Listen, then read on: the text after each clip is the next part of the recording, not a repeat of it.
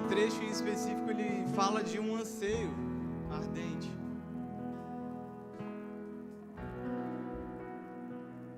Justamente de não estarmos satisfeitos em esperar que algo venha até nós, de um lugar de comodismo. Se nós estamos cantando isso, nós precisamos entender exatamente aquilo que nós declaramos agora. Se o rio, ele nasce no alto de um monte, nós precisamos estar dispostos a subir naquele lugar para beber direto da fonte. Estamos disponíveis a isso? Sim ou não?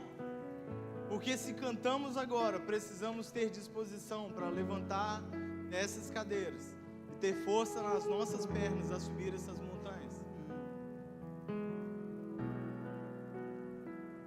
Nós precisamos estar prontos para viver os próximos dias aquilo que tanto cantamos aqui, principalmente uma canção como essa.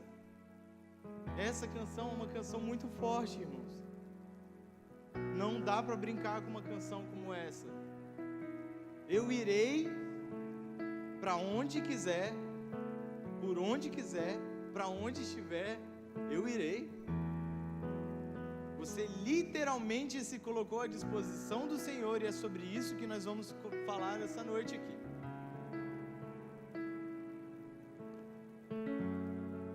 Obrigado pela sensibilidade de vocês. Porque nós vamos falar exatamente sobre estar disponíveis ao Senhor.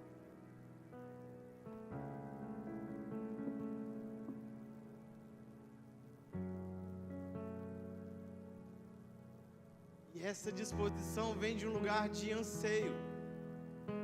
Porque se nós queremos beber dessa fonte, é porque nós ansiamos. Se nós estamos disponíveis a subir a montanha para beber dessa água, porque nós estamos desesperados para provar da água da vida. Se cantamos isso, eu irei, é porque o que mais queremos, o que mais desejamos é a presença dele, é beber da fonte das águas vivas, a fonte que vem do trono de Deus, a fonte que vem direto daquele lugar santíssimo, da presença dele. Você entende?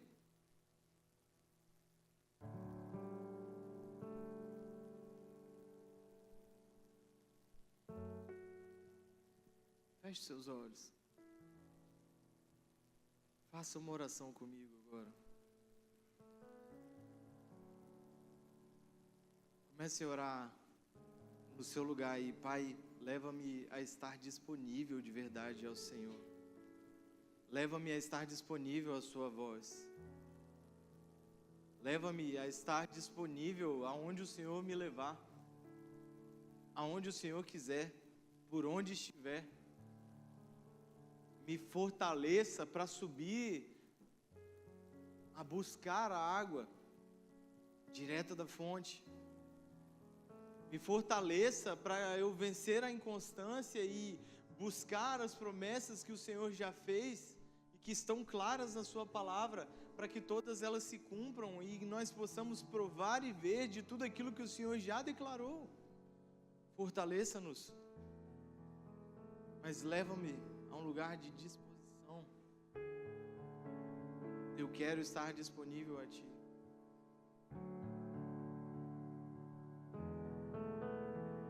Não somente por um desejo passageiro, por um leve frescor no coração, mas por um anseio ardente, como uma ferida, do qual cantamos aqui, que não deixa descanso. Vamos, ore, querido, ore isso. Isso precisa ser uma oração sua, não coordenada, mas vamos. Pai, não nos deixe um dia sequer sem desejar a sua presença. Não nos deixe um dia sequer sem perseguir a sua face, sem compreender os seus anseios, sem corresponder à sua voz.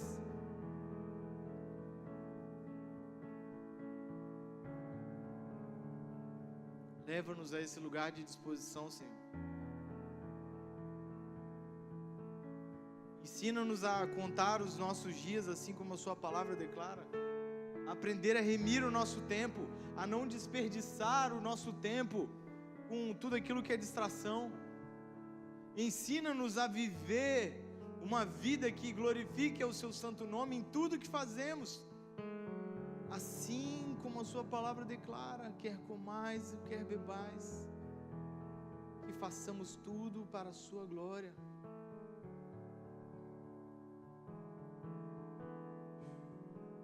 Ensina-nos, Senhor,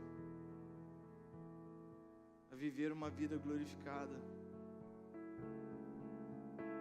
que em todo tempo persegue a Sua presença. Ensina-nos a ser caçadores de Deus.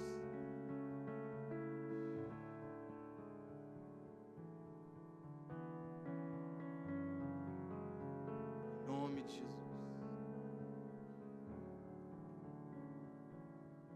Amém.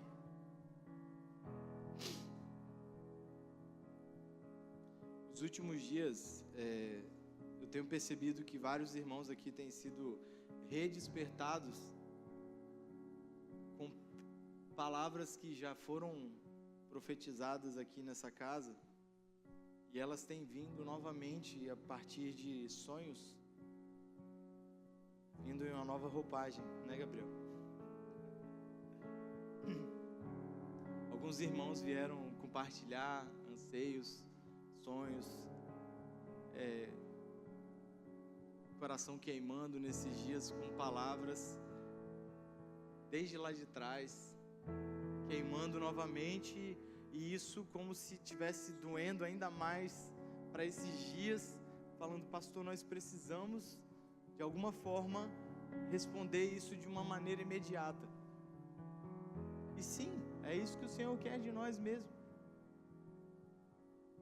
Até porque nós precisamos olhar para os próximos dias e fazer o que a palavra nos declara, como pedir ao Senhor e falar: Pai, nos ensina a contar os nossos dias. Não é tempo mais de perder nenhum segundo sequer.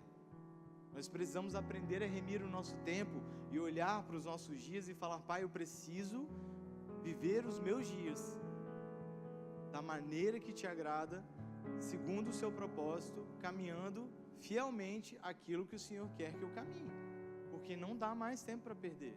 Nós não podemos perder tempo com nenhuma distração, não podemos perder tempo com nada que nos tire do centro da vontade do Senhor, do seu propósito e daquilo que Ele está fazendo, ainda mais em dias tão turbulentos.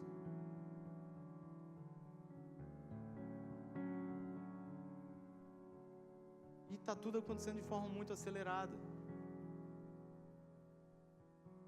E eu não falo isso para nós como igreja em Vitória, Espírito Santo, Brasil. É global isso. Vivemos os últimos dias, irmãos. Isso precisa gerar em nós uma santa expectativa. Está muito perto da vinda do nosso amado. Breve virá o dia em que Ele pisará sobre Sião. Mas antes disso, uma igreja gloriosa vai se levantar, num tempo difícil. Mas eu tenho meditado numa palavra que ela veio a nós há uns 3, 4 anos atrás. Ela veio muito forte já há umas 2 semanas. Eu compartilhei um pouquinho dela há 2 quintas-feiras atrás. Eu queria compartilhar com os irmãos hoje. Eu já tinha falado na quinta que a gente ia concluir essa mensagem hoje. Vou fazer um breve resumo do que a gente passou sobre quinta, mas a gente vai falar de uma forma mais clara hoje, porque eu creio que o Senhor quer de nós uma resposta, principalmente quando se trata dos próximos dias do ano de 2025, uma ação de acordo com essa palavra, quando se fala em igreja, juntos por ti, nós como família de fé, aquilo que precisamos viver como nossas casas, e falamos muito disso nessa quarta-feira, né, Bruno, Isa, de casa em casa, como nos moveremos. E, gente, foi muito especial ter 250 pessoas aqui, 220 pessoas aqui, de grupos aqui, só de grupos de casas, disponíveis para viver isso mesmo, que são casas que suportam uma estrutura de oração, daquilo que estamos nos dispondo a viver, como sustentar casas de glória, casas de avivamento. E falamos disso, sobre um modelo de casas que sustentam um avivamento. Vou falar um pouquinho disso, mas uma palavra que nos leva a entender uma igreja que o Senhor quer levantar nesses dias. Abra comigo Ezequiel 37, de 1 a 10, um texto muito conhecido.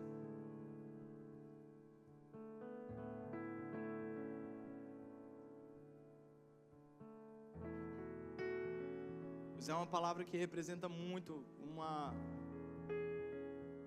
um cenário que nós vivemos hoje, como igreja global.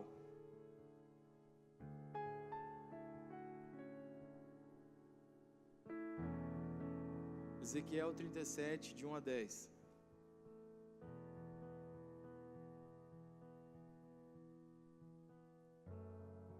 Que diz assim: a mão do Senhor pairava sobre mim, mediante o poder do seu Espírito. Ele me conduziu até o meio de um vale, onde a terra estava coberta de ossos.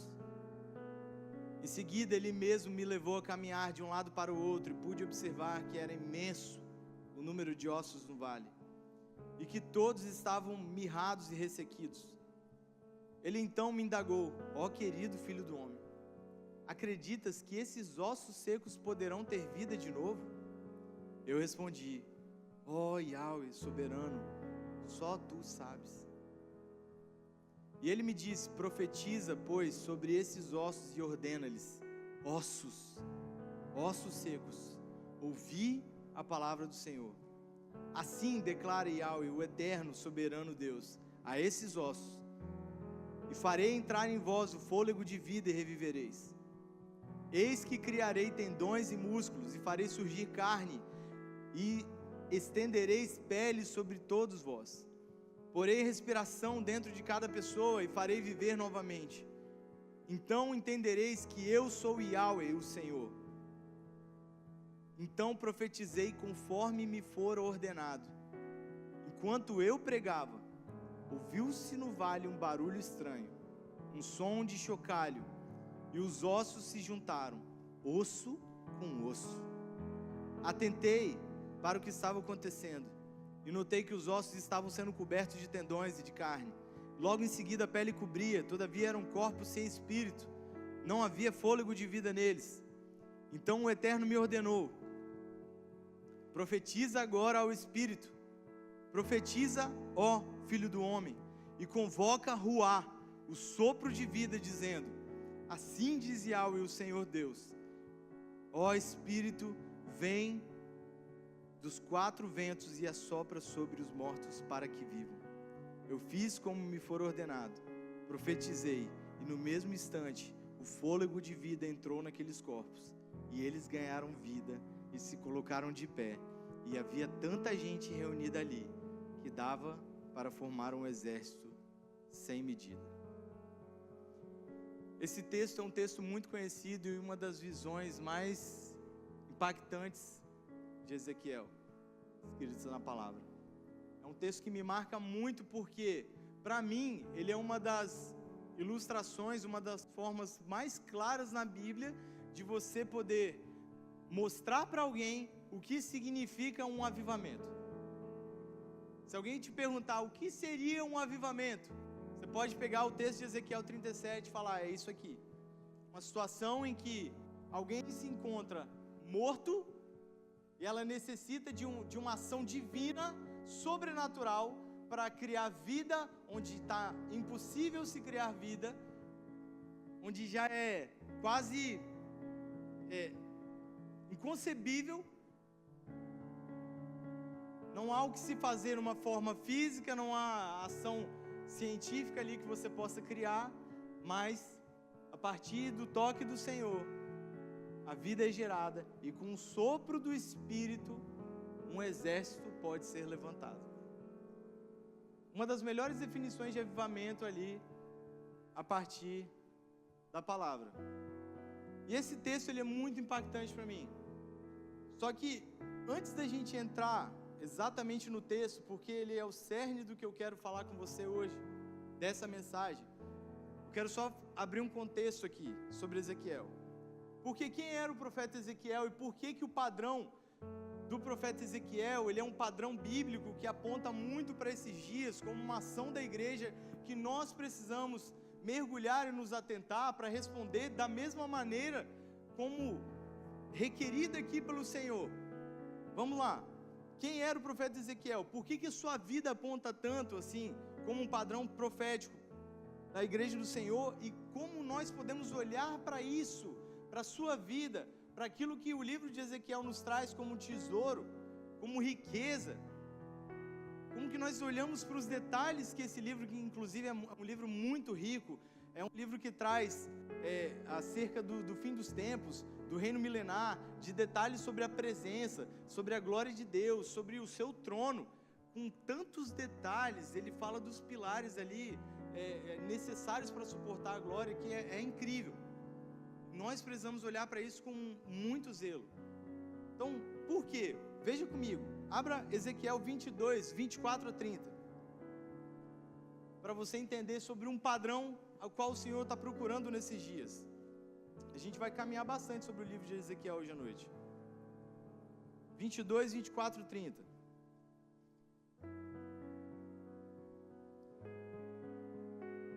Aqui está falando de uma situação em que o povo de Jerusalém ele se encontrava. E o Senhor fala para ele assim: então pregai, assim diz o Senhor, Deus soberano, ai da cidade que derrama sangue de culpa sobre si mesmo, para que venha o seu tempo. E mais, dedica-se à elaboração de ídolos contra si mesmo, e tudo para a sua própria contaminação. Tu te tornaste culpada pelo sangue que derramaste e contaminaste pelas imagens idólatras que produziste. Assim fizeste o teu dia aproximar-se, e o fim dos teus anos chegou. Por essa razão decidi te transformar em vergonha das nações e em motivo de escárnio e humilhação para todos os povos da terra. Perdão, eu li o iniciozinho. Agora eu vou ler o 24 a 30. Essa era a situação. Do 24 a 30, ele começa dizendo aqui: ó filho do homem, diz a essa gente de Israel: eis que tu és uma terra que não está purificada, nem foi lavada pelas chuvas no dia da minha indignação. No meio de Israel há a conspiração dos teus próprios profetas, como um leão que ruge, que arrebata a sua presa. Eles devoram impiedosamente vidas humanas, tomam tesouros, joias e tudo que tenha valor, e multiplicam o número das viúvas em seu próprio meio. Seus sacerdotes violentam a minha Torá, a lei, e profanam as minhas ofertas sagradas. Não fazem menor distinção entre o sagrado e o profano. Pelo contrário, ensinam que não existe nenhuma diferença entre o que é puro e o que é impuro, e fingem que não percebem a quebra dos meus sábados, e que, de modo que sou desonrado e desprezado pelo povo de Israel. Vamos lá. O que ele está deixando claro aqui? Um profético profano, corrompido, um falso profético. Só que a gente vê a evidência aqui de eu li até no comecinho, sobre a situação em que a cidade vivia, uma cidade de sangue derramado, uma cidade em que já estava sendo julgado pelo próprio Senhor pelo tamanho de iniquidade. E a gente vê a situação. Por que Israel se encontrava daquele jeito? Um profético que havia se corrompido já condenou a própria cidade.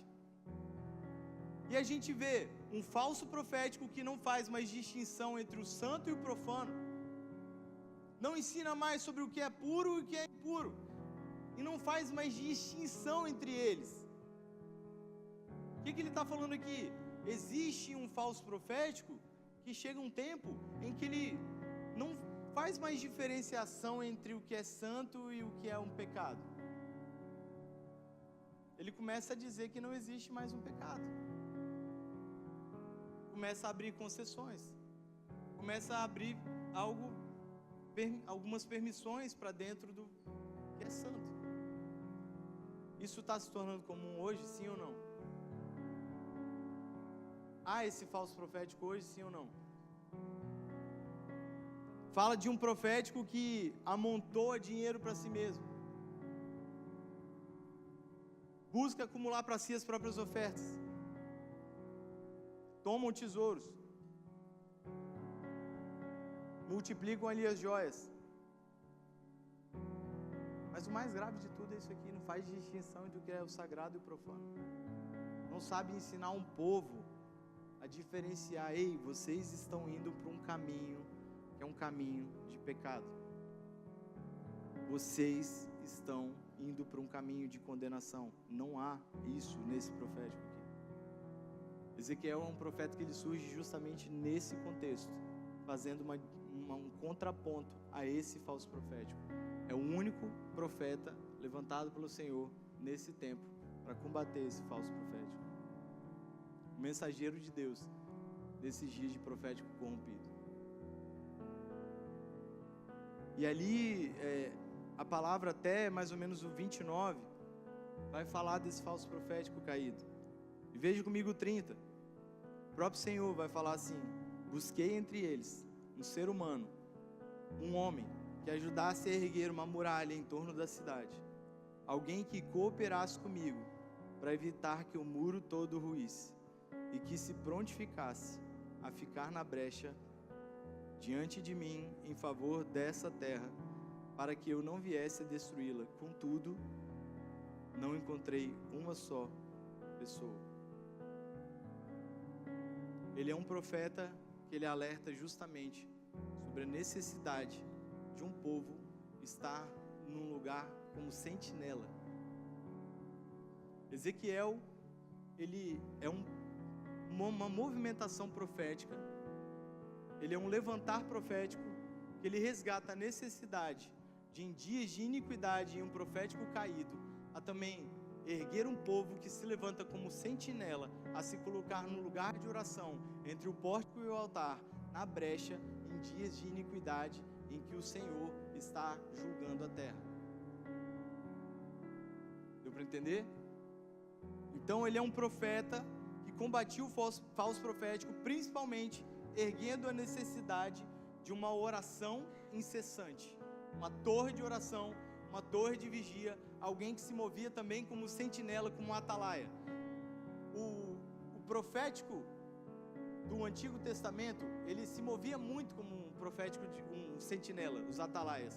Os atalaias e os profetas, eles se moviam muito na mesma função, que era alguém que estava na torre de vigia, tocando o chofar. Então ele é alguém que alerta isso aqui, em dias de iniquidade. Então para nós, é aquele mesmo alerta que a gente vem falando há tempos. Em dias de sacerdócio caído, em dias de falso profético, nós precisamos erguer um altar ao Senhor, incessante. Uma torre de vigia que não cessa.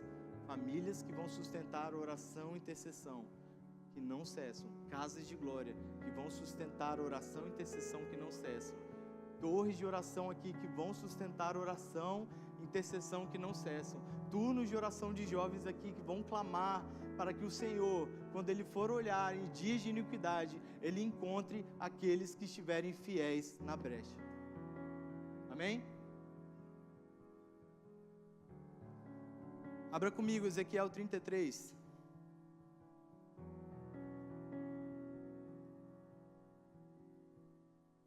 Do 30 ao 33.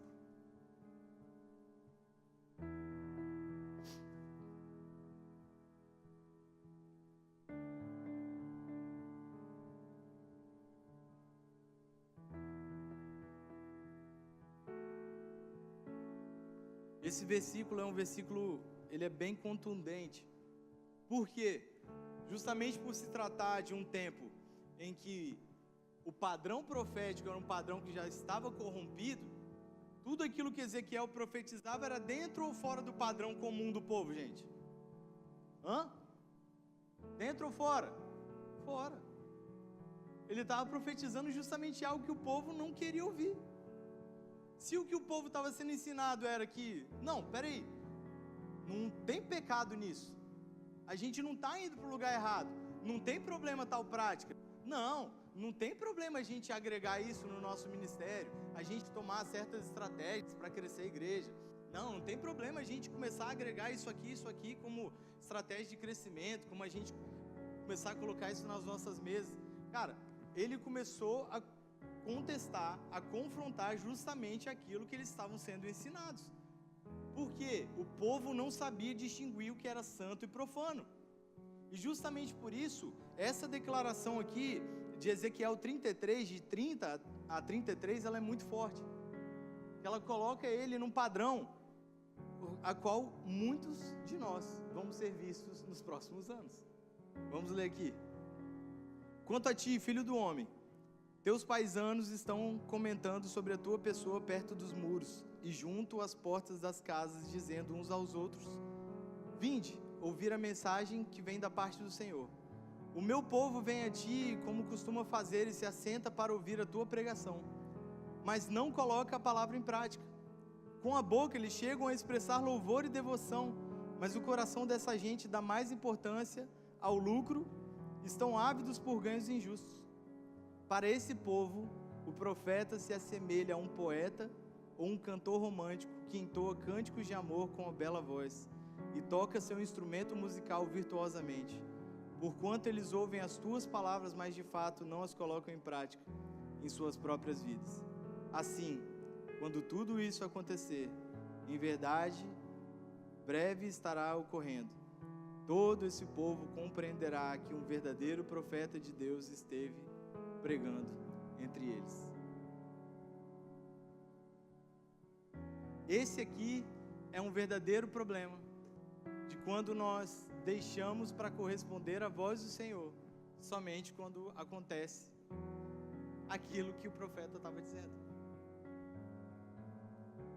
Quando a gente não sabe discernir o que é o santo e o profano, quando a gente não, na verdade, tem a compreensão verdadeira do que a palavra está nos dizendo.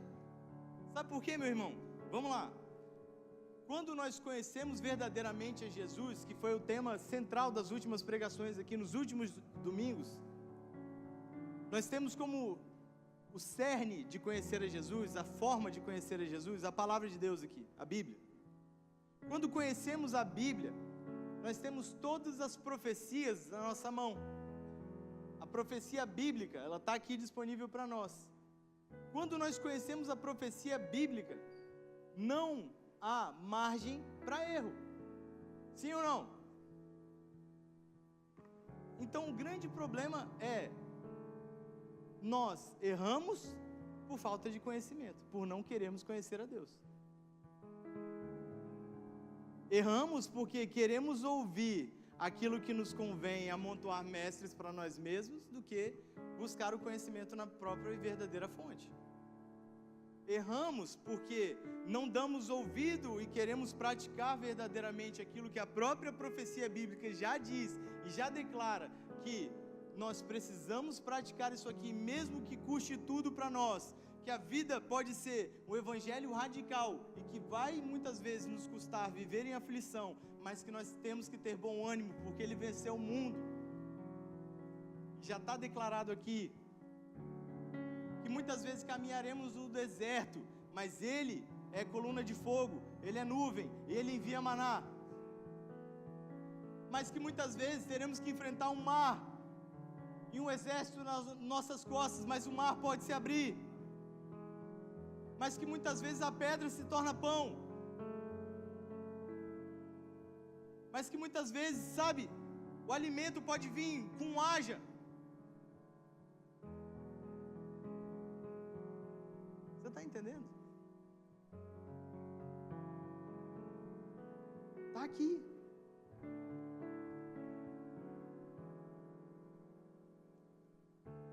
Só que muitas vezes nós nos colocamos como esse povo. Ouvimos, achamos bonito, mas não colocamos em prática. E o profeta ou uma igreja se torna uma igreja poética, uma bela mensagem, só quando as coisas acontecem, estava certo. O problema é que nós estamos vivendo próximos dias em que não vai dar tempo de corrigir alguns cursos. Eu não estou aqui querendo colocar medo em ninguém, gente, pelo amor de Deus. A gente está aqui para pregar esperança, a bendita esperança. O cerne da nossa mensagem é o Cristo. Então o que eu quero dizer aqui é: vamos sim subir para beber dessa fonte.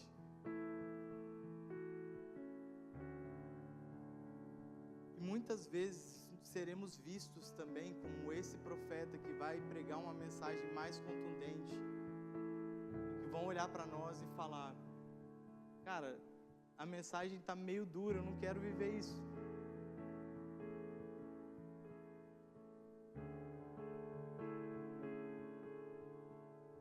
Vão olhar para nós e vão dizer: não sei se eu quero pagar o preço disso aí.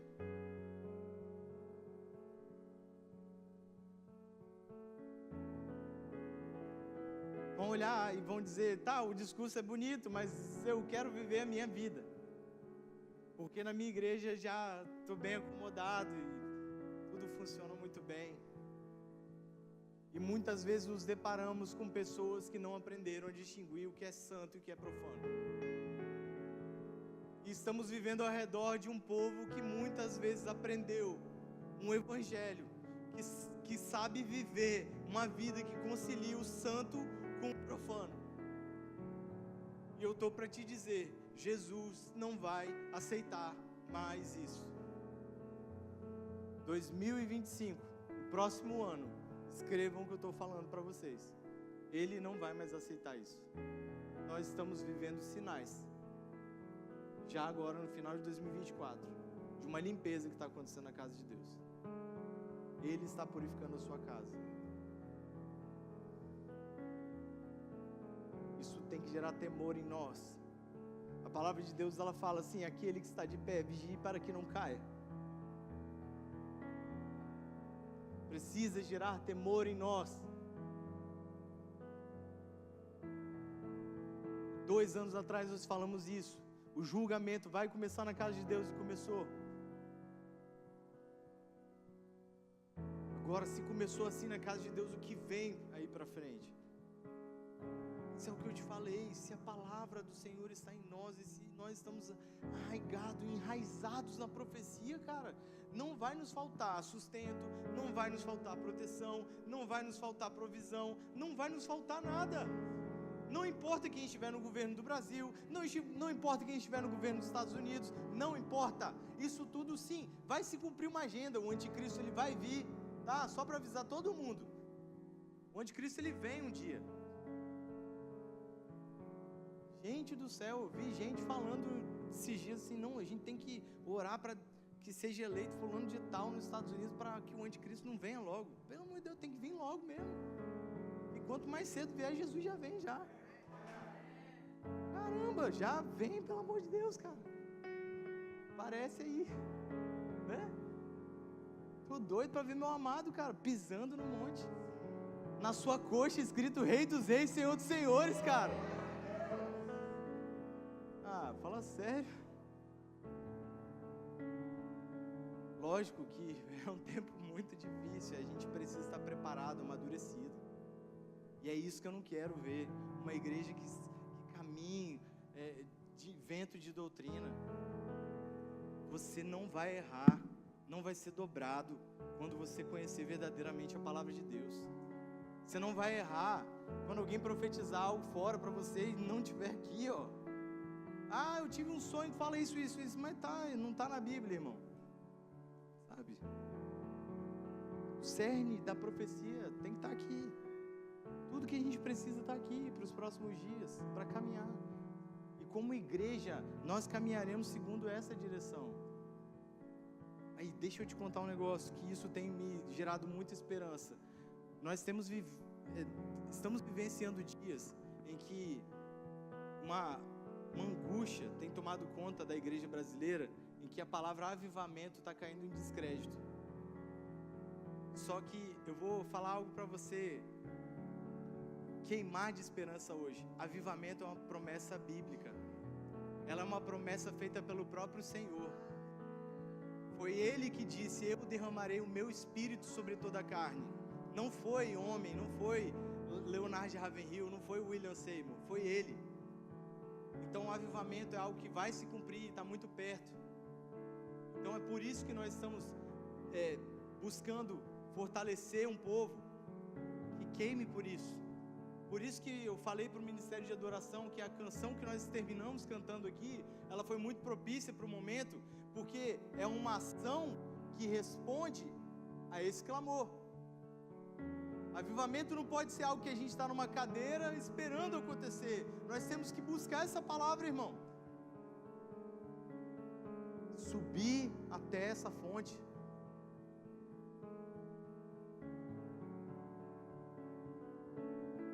E Ezequiel era um homem, cara, um profeta fiel, que não negociava os seus princípios.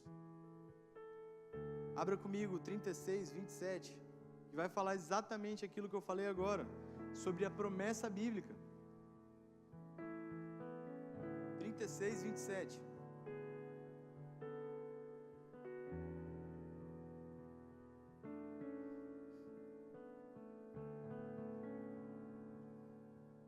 Eis que depositarei o meu espírito no interior de cada pessoa e vos capacitarei para agirdes de acordo com as minhas leis e princípios.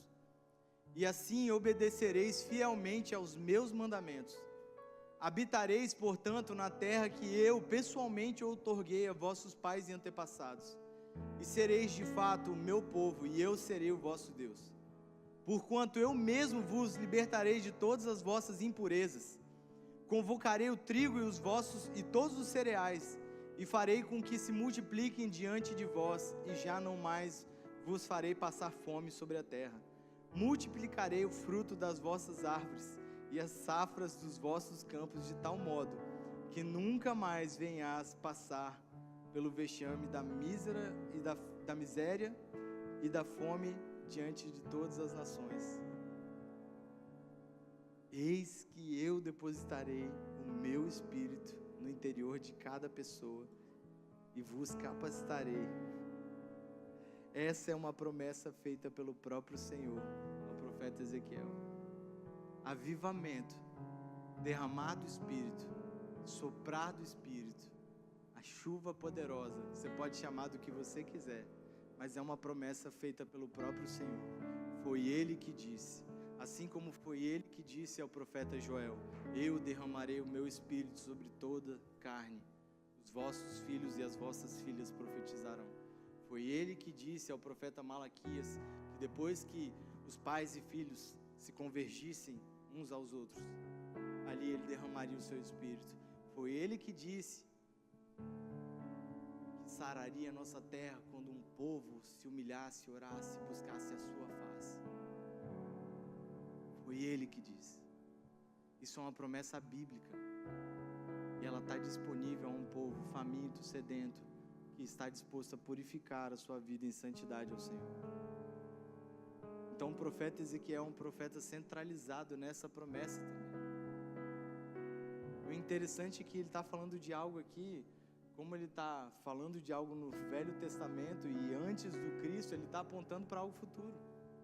Que sim, iria se cumprir parcialmente ali, iniciando Pentecostes na igreja em Atos, mas ele está falando de algo em plenitude ali, até a segunda vinda de Jesus, na restauração de todas as coisas. Então nós precisamos fixar essa esperança, cara, no nosso coração.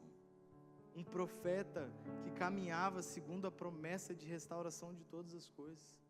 Uma igreja profética que caminha diante dessa bendita esperança. Então ele nos mostra esse padrão profético. Não uma igreja que caminha num padrão de que só aponta que a tribulação está vindo, que as dores estão vindo, que as dores de parto chegaram, que a corrupção tomou conta, que o governo corrupto tal, que está vindo isso. Não, mas alguém que aponta, ei, Ele prometeu, o Espírito vai ser derramado sobre toda a carne. Há um lugar de esperança, há uma forma de nós vermos os campos sendo fartos. Ei, está acontecendo tudo isso, a inflação está grande, o dólar subiu a quase R$7. Calma, Ele nos prometeu que poderia sarar a terra, mas basta um povo se humilhar, colocar o rosto no pó, se arrepender dos seus pecados. Essa função é nossa, é da igreja. Você está entendendo?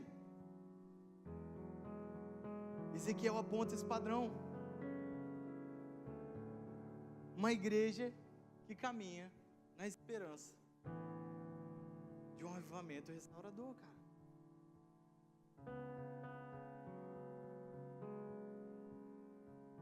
Nós precisamos estar alicerçados nisso.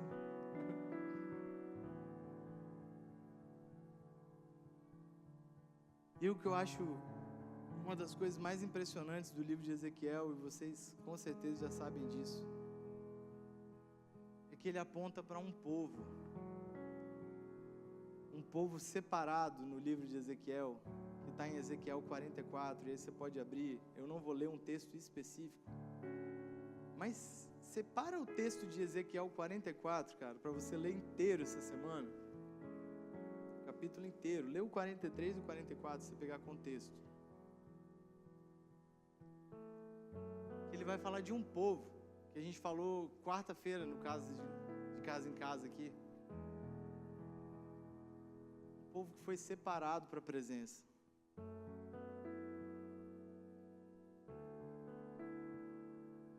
Pode colocar o 44:16, Samara, diante.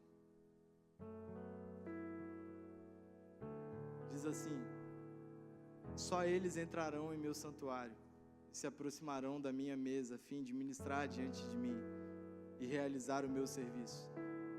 Quando entrarem pelos meus portões do átrio interior, isso é, o meu pátio interior, que estejam trajando vestes de linho e não usem nenhuma roupa de lã enquanto estiverem ministrando junto aos portões do pátio interno ou dentro da minha casa.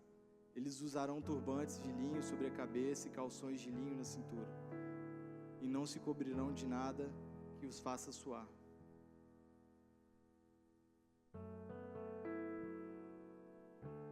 Pode pular para 28. Eis que eu mesmo serei a única herança concedida aos sacerdotes. Portanto, não lhes dará qualquer propriedade. Eu sou a propriedade deles.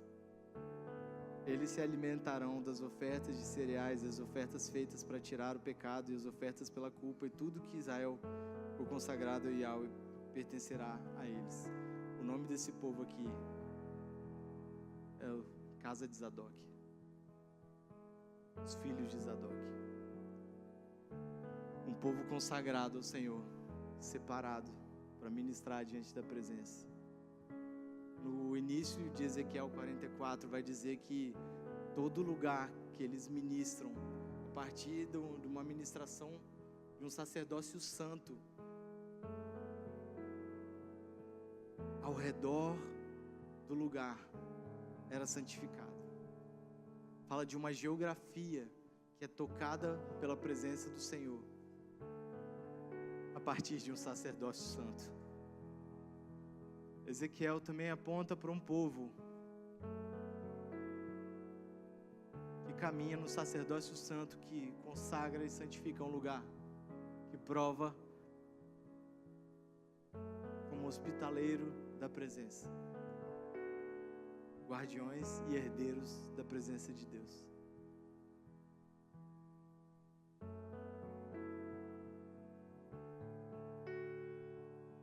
Antes de voltar para o texto que o Senhor tem para a gente aqui de Ezequiel 37, o que o Senhor está falando para nós como igreja para os próximos dias, Ele quer que estejamos como uma igreja que venha combater um falso profético, erguendo uma torre de oração que não cessa, Uma oração incessante que esteja na brecha como verdadeiros atalaias e sentinelas. Profetas fiéis, uma igreja profética fiel, que não negocia os seus princípios, mesmo que a mensagem profética ao redor, ela não esteja combatendo o pecado, fazendo distinção do santo e profano. Uma igreja que ela caminha na esperança, na promessa bíblica do derramar do Espírito, feita pelo próprio Senhor, e a restauração de um lugar com um padrão de avivamento. E uma igreja que se levanta como uma casa que sustenta um avivamento, uma herdeira da presença, hospitaleira da presença de Deus, como um padrão de santidade e fidelidade, assim como a casa de Zadok. Mas para isso, talvez seja necessário passar por um lugar. Volta lá para o 37.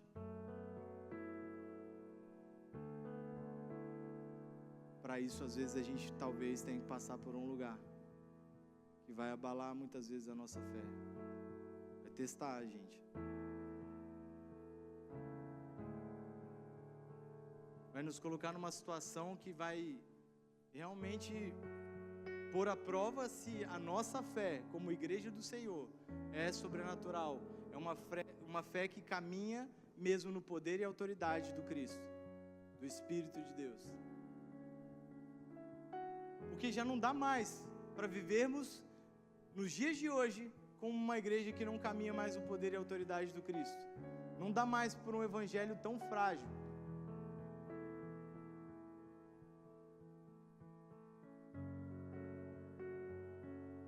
Não dá mais para vermos tantos enfermos caminhando ao nosso redor nas ruas. E não temos poder para orar por um irmão com dor de cabeça.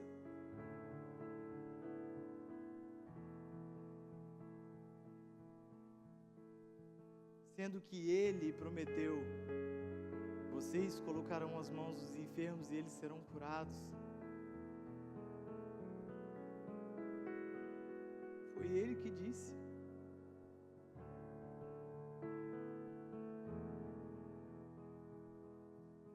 Não dá mais para um evangelho tão frágil, que a gente coloca para nós aquilo que convém. Leonardo Ravenhill, ele fala uma frase que me quebrou esses dias. Ele fala assim: gastamos rios de dinheiro como igreja por anos, produzindo livros de homens que morreram há anos, mas não nos relacionamos com o Espírito de Deus que está vivo, esperando para que o seu próprio poder venha atuar no meio da igreja, e nem mesmo conseguimos ver a sua autoridade para que o enfermo seja curado. Parece que o Espírito está morto no nosso meio.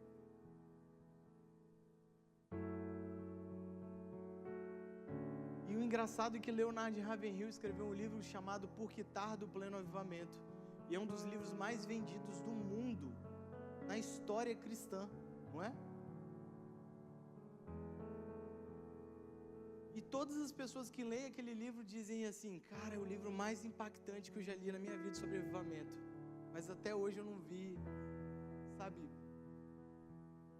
a gente conseguir responder.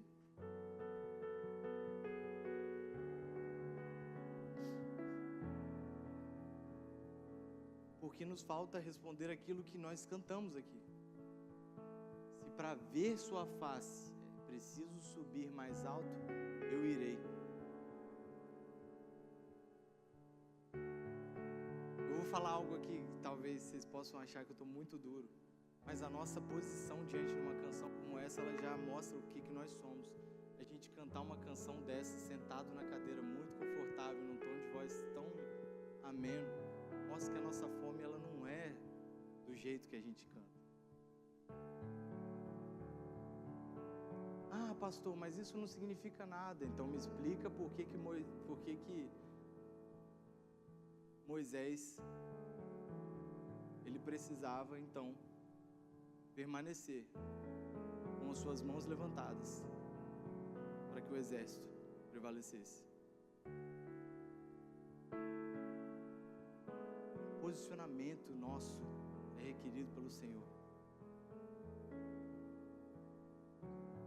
entendendo? Está fazendo sentido para vocês? Nós precisamos nos levantar como uma igreja que caminha em autoridade, porque a situação que nós chegamos agora, como igreja no Brasil, é de um vale de ossos secos. Eu cheguei exatamente no ponto que eu queria falar. Que assim como o profeta Ezequiel, ele diz aqui: a mão do Senhor pairava sobre mim, mediante o poder do Espírito, ele me conduziu ao meio de um vale, a uma terra que estava coberta de ossos.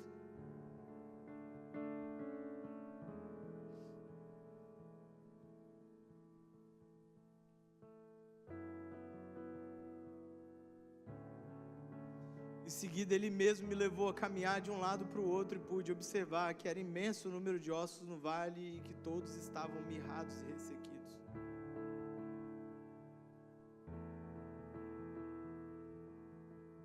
Ah, pastor, mas você acredita mesmo que a igreja do Brasil está vivendo um vale de ossos secos? Está. Uma igreja cheia. Os domingos funcionam muito bem. Mas olha a situação do nosso país e você pode me responder. Se a igreja no Brasil ela não tem capacidade de tocar os próprios bairros e gerar um mínimo de uma transformação social, familiar, no próprio núcleo da igreja, você pode me responder essa pergunta. A Gazeta essa semana, vamos falar de nós então, a gente vai falar da gente, Espírito Santo. A Gazeta essa semana, ela postou que um dos maiores consumidores de pornografia no Brasil são os evangélicos. Os evangélicos lideraram a estatística. E não foi sobre avivamento. Na Gazeta, está lá no feed. Uma das notícias da Gazeta essa semana foi: a morte não separa mais casamentos. Falando que o número de divórcios bateu recorde também no Espírito Santo.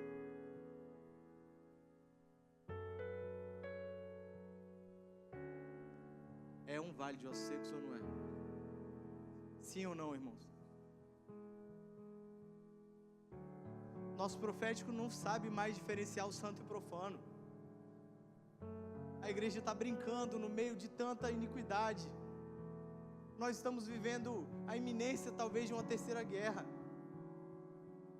Eu não estou brincando. Qualquer cientista político consegue definir isso.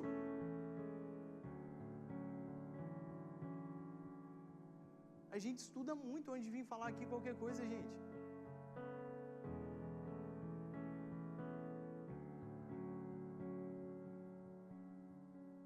Olha a situação global. E tem muita gente brincando. Usando o profético só para o seu benefício próprio. E uma geração não está sendo preparada.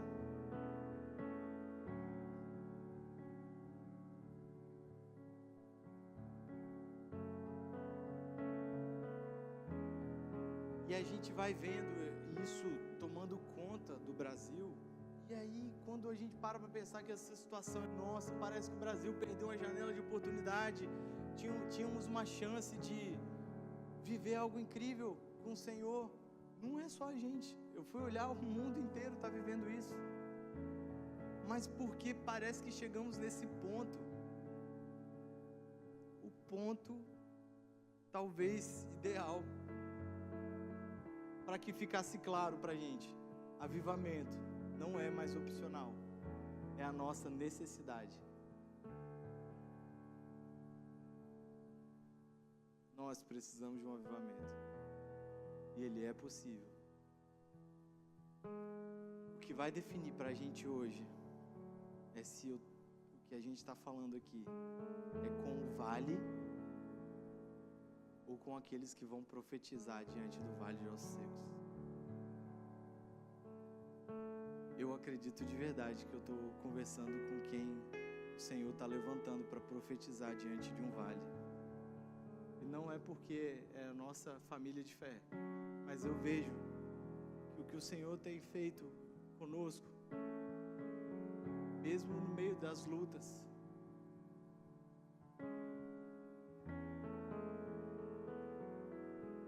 É com a sua misericórdia nos levar para esse lugar de estender a mão e profetizar diante de um vale. Que o profeta Ezequiel era o tipo de um profeta que o Senhor levantou justamente naquele tempo, que se fosse olhar como se fosse hoje, não iria transformar aqueles ossos que se levantaram num número de likes, não ia contar o número de ossos para ver o quanto aquilo beneficiaria o seu ministério, não ia usar aquilo para levantar o seu próprio, sabe? Ele é aquele cara que ele responde assim: Senhor, só o Senhor sabe se isso pode levantar. É meio que dizendo que eu sou só um homem diante desse monte de ossos aqui. O Senhor sabe. Eu estou só à sua disposição. O Senhor sabe. O Senhor pode. E o que a gente está aqui fazendo é só dizendo isso: Pai, o Senhor pode. Que a gente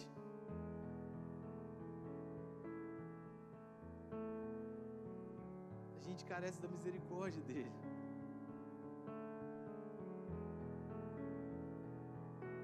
A gente precisa muito do Espírito. A gente precisa muito do Senhor, meu irmão.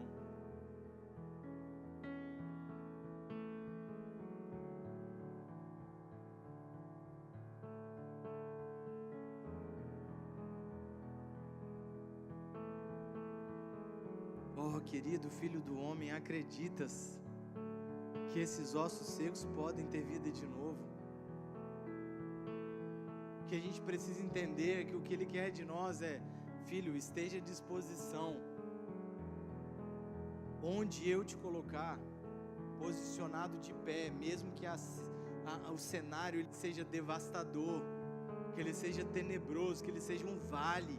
E um vale não é um lugar legal de se habitar, não é um lugar legal de caminhar, não parece ser um cenário bom de trabalhar, parece que você está sozinho, que você está profetizando sozinho, parece que ninguém está dando ouvido à mesma mensagem, parece que tem perigo ao seu redor, mas vai, foi isso que a gente cantou: e eu irei por onde quiser e por onde estiver, mas vai. O que o Senhor quer de nós é isso. Porque se nós estivermos nesse lugar, a gente está disposto a ouvir: ó querido Filho do Homem, acreditas que esses ossos podem ter vida de novo? Ó Senhor, só o Senhor sabe. Até que Ele venha nos falar: então profetiza sobre esses ossos e ordena-lhes: ossos secos, ouçam a palavra de Deus. Farei entrar em vós o fôlego de vida e revivereis. E eis que criarei tendões e músculos e farei surgir carne, e estendereis pele sobre vós, porei respiração dentro de cada pessoa e farei viver. Talvez o primeiro momento disso possa soar como um verdadeiro avivamento. Vejam Ezequiel um pouquinho mais para frente. Ele falou que o som veio como um som de chocalho, uma chacoalhada, foi osso com osso. Foi meio estranho, os tendões nascendo, barulho.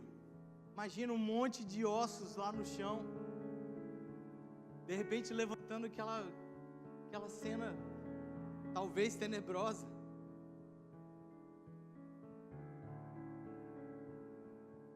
Um som muito ruim.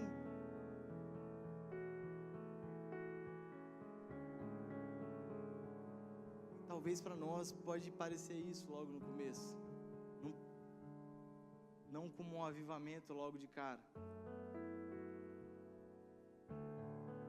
até que o Senhor diz: então profetiza ao Espírito, profetiza ao Filho do Homem e convoca o Ruá, sopro da vida, dizendo: assim diz o Senhor, ó Espírito, vem dos 4 ventos e assopra sobre esses mortos para que vivam.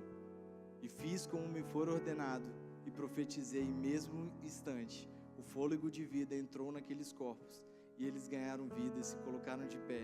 E havia tanta gente reunida ali que dá para formar um exército sem medida.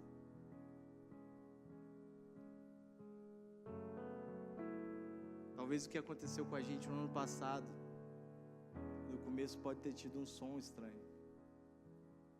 O Senhor veio com purificação. Veio com construção de novo. Veio nos limpando. Veio fazendo algumas coisas novas. Veio construindo tendões.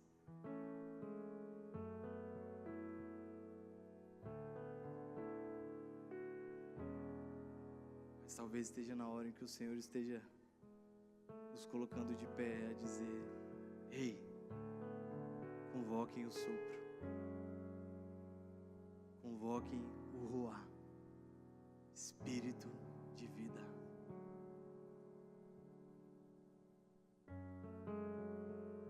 Nós estamos vivendo dias que o Senhor está convocando aqueles que irão profetizar ao vale.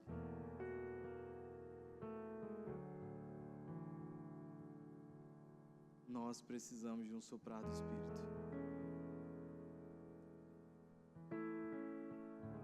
Nós precisamos de um soprar do Espírito. Nós precisamos estar posicionados num lugar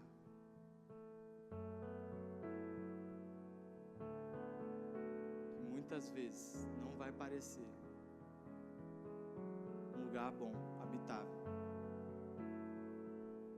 mas que será necessário para que Ele venha com a liberação do seu poder. O Senhor está nos chamando para um lugar. Nós já estamos recebendo sinais aqui. Na última terça-feira nós recebemos vários sinais. Quem estava na ronda aqui viu. No ano passado, antes de tudo acontecer aqui, várias pessoas endemoniadas lá fora começaram a falar que nós precisávamos parar o que estávamos fazendo, porque o nome de Jesus tinha que permanecer no túmulo. Nessa terça-feira aqui, a mesma coisa aconteceu, com palavras similares. O Everton, o Felipe, outros irmãos, o Lucas, eles se depararam com vários endemoniados falando a mesma coisa. O som que está saindo desse lugar incomoda. Vocês precisam parar de orar. O que vocês estão fazendo aí incomoda os meus amigos. Os sinais estão vindo novamente. Nós podemos parecer estar pisando num vale de novo, mas o Senhor está levantando um povo que profetiza o vale de ossos secos.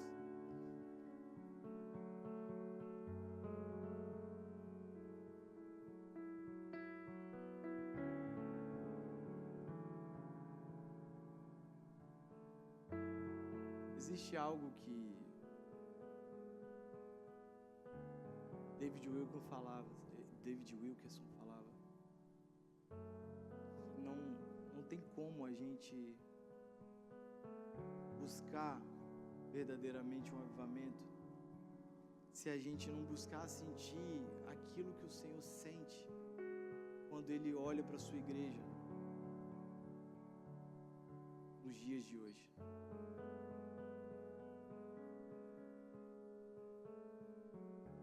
Não tem como a gente buscar um avivamento, uma restauração, derramar do Espírito, se a gente não buscar entender do Senhor como que Ele está sentindo o coração, sentindo em seu coração quando Ele olha para a sua igreja, para o seu povo. E o que mais precisamos nesses dias é pedir ao Senhor: Pai, compartilhe o sentimento do seu coração conosco.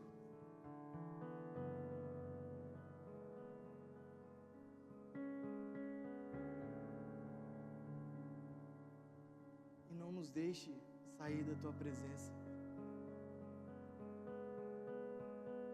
mas encha-nos do seu Espírito e nos capacite a buscar todas as suas promessas.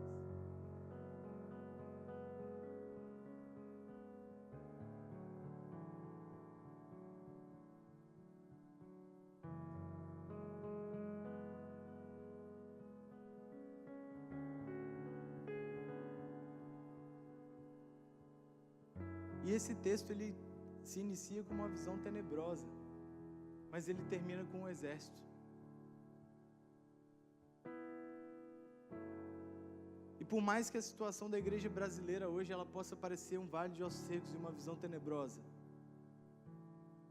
eu verdadeiramente acredito que os próximos anos ela se levantará como um exército. Assim como a palavra de Deus diz que do Ocidente se ouvirá uma canção que chegará ao Oriente, dizendo glória ao Rei. O Brasil é posicionado geograficamente para cumprir essa profecia. Em dias em que Israel estará vivendo talvez os seus dias mais tenebrosos, nós poderemos viver dias gloriosos para que missionários, pessoas habilitadas possam estar sendo enviados para o Oriente para proclamar a palavra de Deus. A palavra que o Brasil é um celeiro de missionários, de avivalistas, ela não morreu para mim no meu coração. Ela permanece viva. Não é porque tantas coisas aconteceram com tantos líderes nos últimos dias que nós iremos jogar fora todas as palavras que nós recebemos, sendo que todas elas são conferidas com a palavra de Deus. O Brasil sim é uma terra de adoração. O seu nome sim é um nome que é um nome profético de exportador de brasas. Vitória sim é uma cidade que ela é vitoriosa pelo Espírito Santo de Deus. Sim, nossa nação ela será uma nação que cumprirá tudo aquilo que o Senhor declarou sobre ela. E independente da circunstância, nós não precisamos de alguém no governo para facilitar as coisas. Nós precisamos do governo do Senhor para nos habilitar a cumprir essas coisas. Nós precisamos do governo do Espírito para nos habilitar a cumprir essas coisas. O que nós precisamos é do Espírito Santo de Deus nos capacitando pelos seus dons a cumprir isso. O que nós precisamos, irmãos, é ser cheios do Espírito nesses dias.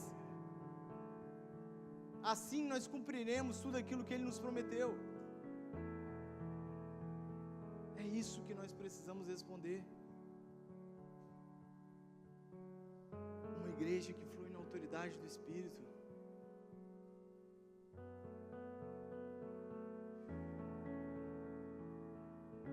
Eu queria que a gente orasse agora. Isso. Faça a sua oração. Precisamos de Ti. Precisamos de Ti. Essa é a oração, essa é a oração.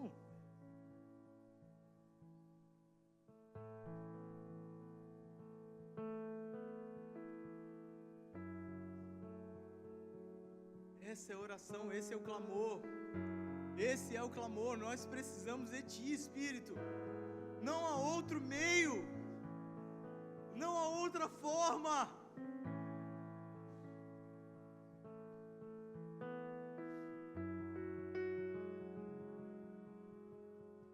Não há outro caminho, é pelo Espírito.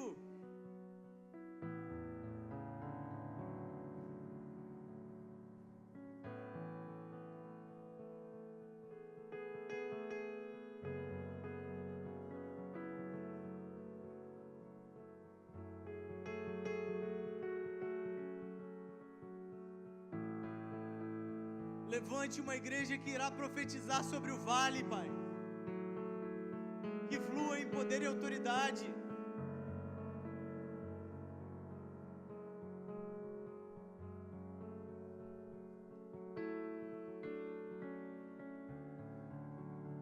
Vamos, isso. Anseio ardente, isso, vamos.